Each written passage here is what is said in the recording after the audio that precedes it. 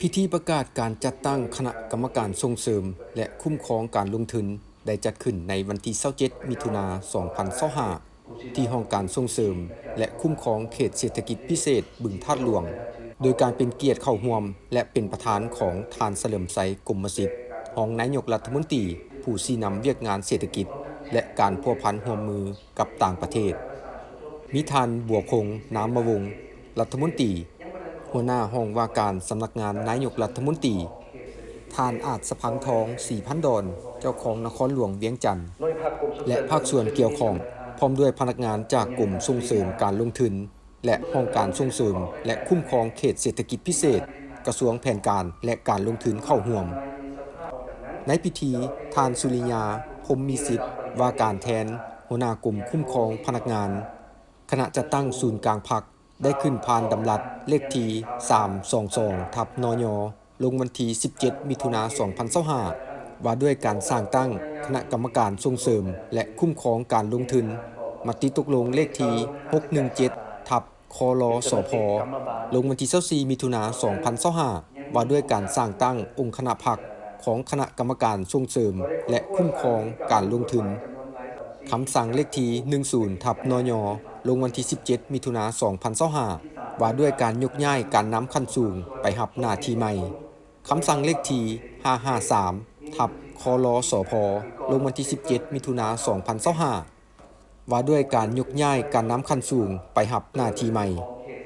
ผ่านมติตกลงเลขที่323/นย.ลงวันที่17มิถุนายน2025ว่าด้วยการแต่งตั้งรองรัฐมนตรีรองประธานคณะกรรมการส่งเสริมและคุ้มครองการลงทุนทั้งเป็นผู้ประจำการโดยแต่งตั้งท่านบุญถึงดวงสวรรค์รองรัฐมนตรีกระทรวงอุตสาหกรรมและการค้ามาเป็นรองรัฐมนตรีรองประธานคณะกรรมการส่งเสริมและคุ้มครองการลงทุนทั้งเป็นผู้ประจำการในโอกาสนี้ท่านเฉลิมไสกมสิทธิ์ได้ให้เกียรติมีคำเห็นโอ้ลมโดยได้เน้นให้ผู้ที่ได้รับการแต่งตั้งยกย้ายและพนักงานนำพาลักแหล่งภายในว่าการปรับปรุงแต่งตั้งยกย้ายถือเป็นเวียกงานปกติถูกต้องสอดคล้องกับแนวทางนโยบายการเมืองของภาครัฐก็คือการยกระดับเวียกงานส่งเสริมการลงทุนให้มีบาทก้าวใหม่ขยายตัวกว่าเก่าพร้อมนั้นยังได้เน้นหนักบางปัญหาสำคัญที่ต้องได้เอาใจใส่ในต่อหน้าดังนี้ให้พนักงานลักแหล่งของกงจักรใหม่เอาใจใส่ลงลึกด้านการเมืองแนวคิด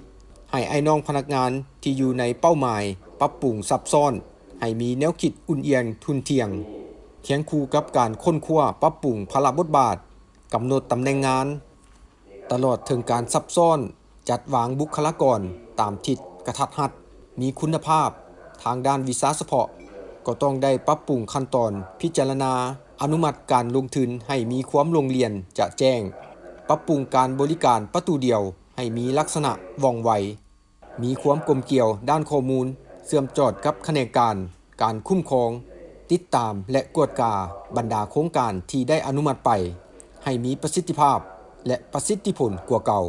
ปัญหาสุดท้ายต้องปรับปรุงคืนแบบแผนวิธีเฮ็ดเวียกให้กลมเกลี่ยวปฏิบัติหลักการรวมศูนย์ประชาธิปไตยในหมู่คณะรักษาได้ความสามัคคีภายในกงจักรใหม่